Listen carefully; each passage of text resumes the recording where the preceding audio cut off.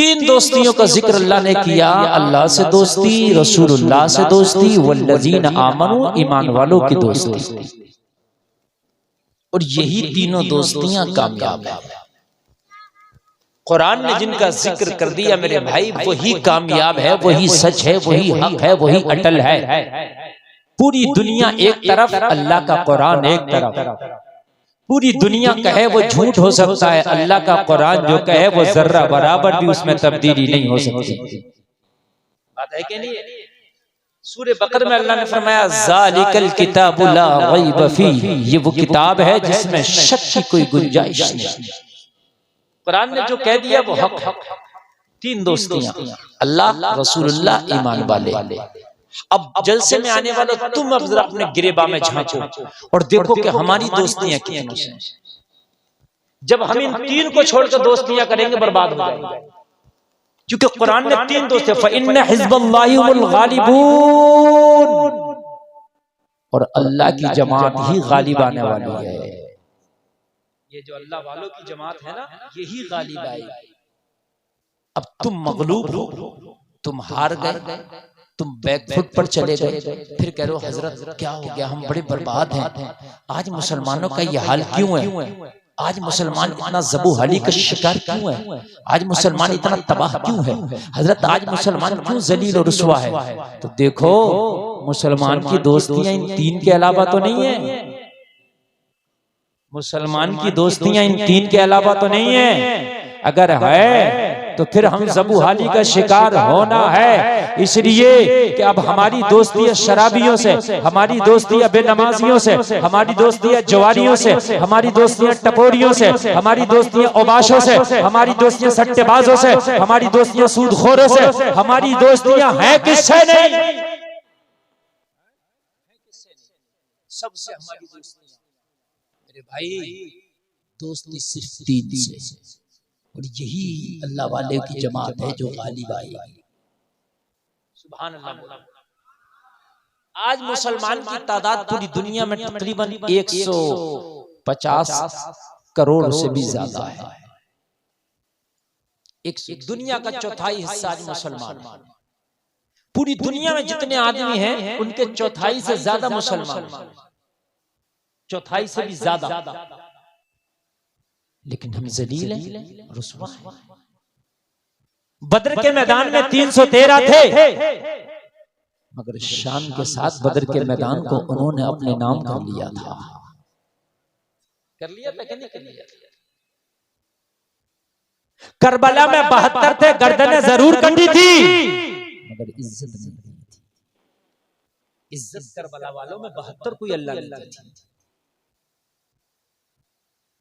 आज भी अगर दुनिया वालों के दिलों में जिंदा है तो वो यजीद के 22,000 भेड़िए नहीं बल्कि हुसैन के 72 जानिसार जिंदा हैं। गर्दन कटना या रहना अलग बात है, जिनकी गर्दन रह गई क्या वो जिंदा है? अरे 22,000 जिन्होंने गर्दनें काटी थी क्या वहां जिंदा है? वो भी मर गए। भाई मरना तो सबको है यार, गर्दन कट के मरो या फिर बिस्तर पे मरो, मौत तो जब लिखी है तो मरना है। कोई ये सोच रहे मेरी गर्दन कट जाएगी मैं मर जाऊंगा, तो क्या जो काटेगा क्या वो जिंदा रह जाएगा? मरेगा तो वो भी ना, मौत बरात है। और मरेगा कैसे? वलन युअख्खिरुल्लाहु नफ्सन इज़ा जाअ अजलुहा, मौत आएगी तो एक सांस की भी मोहलत नहीं दी जाएगी, एक सांस की। अब बताइए आप कहां गर्दन काट लो जब, कटा लो जब, मरना जब है जब अल्लाह ने लिख दिया है।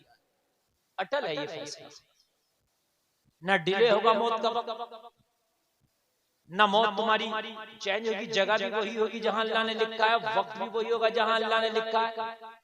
अगर अल्लाह ने लिखा खा के मरेगा तो खा के मरेगा, भूखा मरेगा तो भूखा मरेगा। चाहे पूरी दुनिया की दौलत कमा लो, लेकिन तेरी किस्मत में भूखा मरना लिखा तो भूखा मरेगा, खा के मरना लिखा तो खा के मरेगा। मेरे भाइयों क्या मिला इस दुनिया की खुशामदें करके? हमने इस दुनिया से दिल लगाया, मिला क्या इस दुनिया से दिल लगा के? दुनिया ने हमें तबाह करके रख दिया, बर्बाद करके रख दिया। दुनिया ने हमारे नामो निशान तक मिटा दिया। मछली ने ढील पाई है, लुक़मे पे शाद है, सयाद शादमा है कि कांटा निकल गई।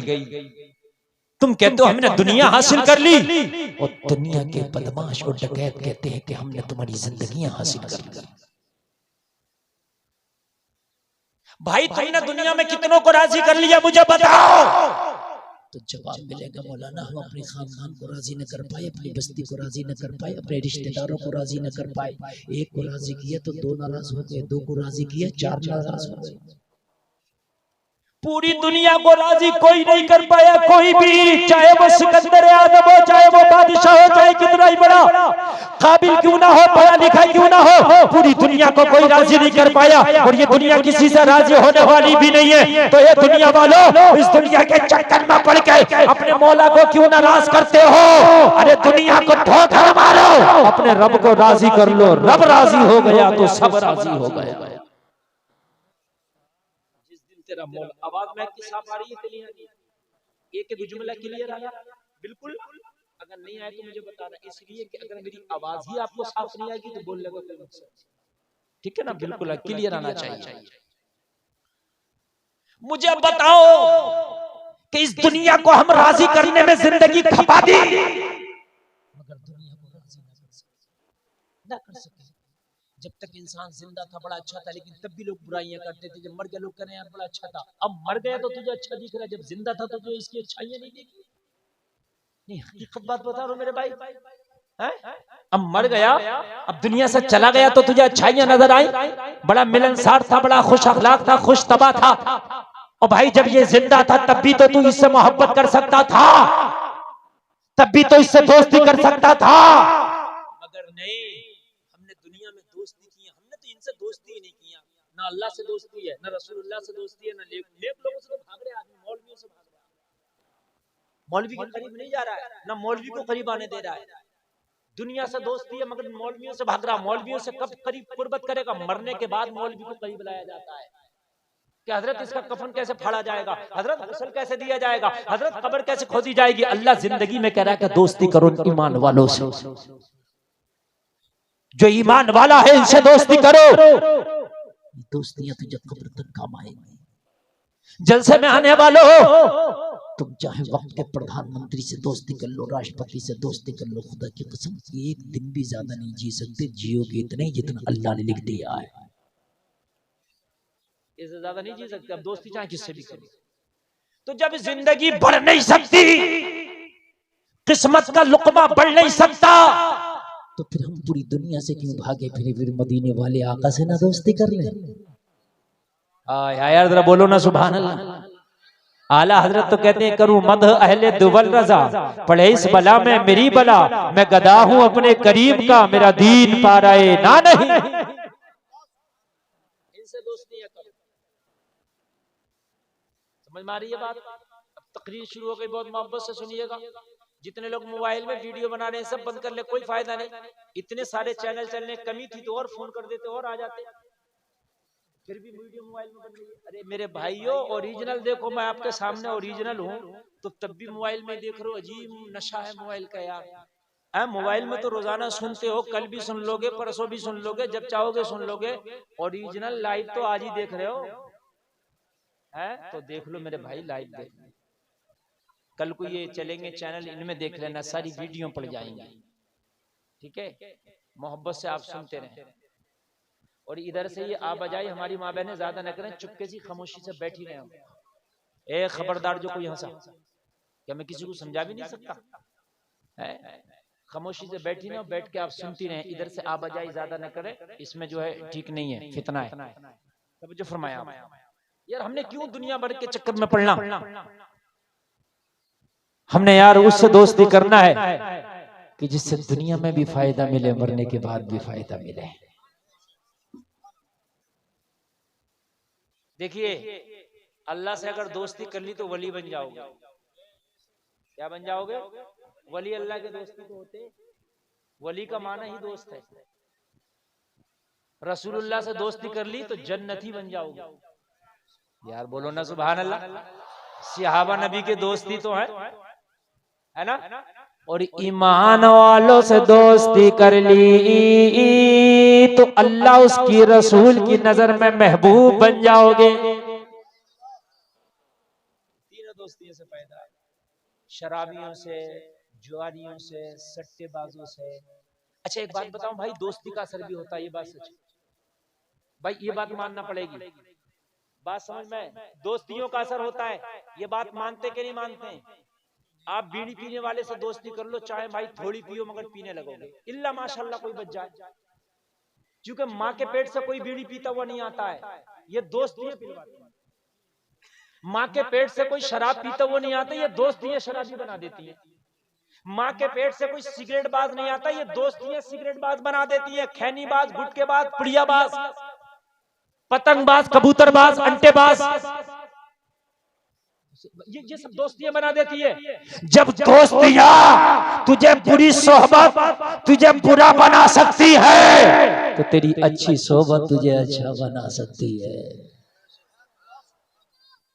भाई बना सकती है कि नहीं बना सकती है? अच्छी सोहबत तुझे अच्छा बना, जैसों के पास बैठोगे भाई वैसा, है ना।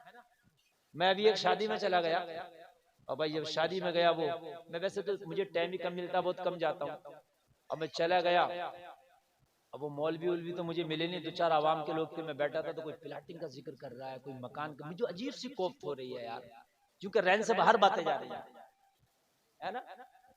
अरे भाई जब प्लाट लेना तो खरीद लेना, हर वक्त कब्रिस्तान में भी प्लाट का जिक्र है, मस्जिद में भी प्लाट का जिक्र है, मेरे भाई क्या करेगा, कब्र में लेके जाएगा प्लाट को, है? हर एक बात समझो, क्या फायदा। अच्छा तुम मस्जिद में प्लाट का जिक्र करो, क्या मसला है? कब्रिस्तान में प्लाट का जिक्र करो, क्या मसला है? किसी की शादी में जा प्लाट का जिक्र कर, क्या मसला है? हर जगह मसला है, कितना कमा लिया, कितना उठा दिया, कितना।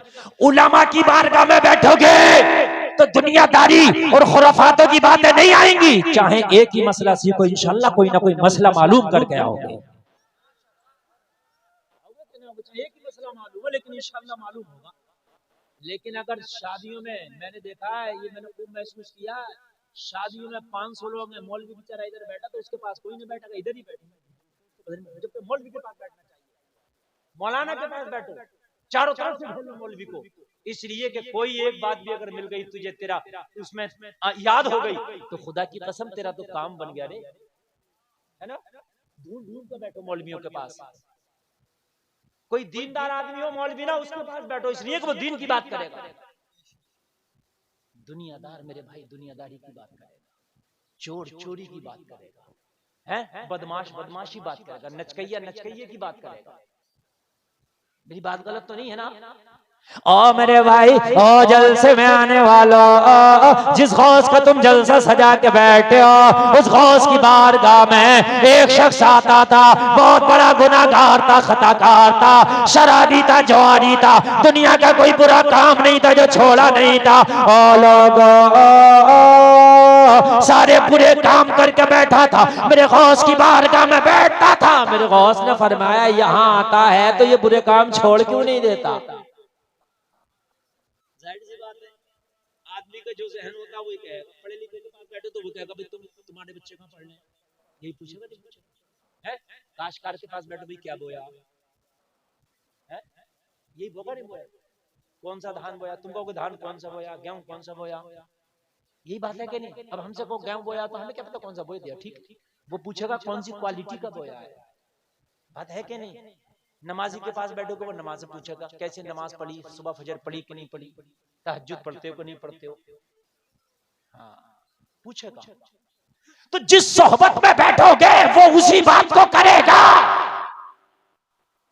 मेरी माँ बहनें भी कान खोल के सुने, आप पर्देबाज औरत के पास बैठे करें मेरी बहनें, बेपर्दा औरतों के पास ना बैठा करना, वो बेपर्दा बेहयाई की बातें करेंगी। तुमने मेहंदी कौन सी ब्यूटी पार्लर में लगवाई, तुमने चेहरा कौन सी ब्यूटी पार्लर में बनवाया, तुम मेकअप की कौन सी किट यूज करती हो, वो ये पूछेंगी। और अगर किसी पर्दे वाली बाहया कनीज़े फातिमा के पास बैठेगी तो वो तुमसे ये कहेगी मेरी बहन तेरा या बुर्का सही नहीं है, ऐसा बुर्का लेके आ जिससे तेरी आंखें भी नजर ना आए। किसी आलिमा के पास बैठोगी तो वो ये कहेगी तेरा ये लिबास भी ठीक नहीं है मेरी बहन, इस लिबास को भी बदल दे। यार फ्री में फायदा हो रहा कि नहीं हो रहा, खाली तुम्हारी सोहबतों से चेंजिंग आ रही है। खाली सोहबतों से, सोहबतें अच्छी कर लो, बुरी दोस्तियों को तोड़ दो। और या तो अपने अंदर इतना कमाल हो, इतना टैलेंट, इतना हुनर, इतनी मजबूती पैदा करो कि किसी का रंग ही तेरे ऊपर नहीं चढ़ेगा। तू शराबी के पास बैठ जा, तेरा तो चढ़ जाएगा मगर उसका नहीं चढ़ेगा। जब ये यकीन है तो बैठ उसके पास ताकि उसकी शराब छुड़ा दे।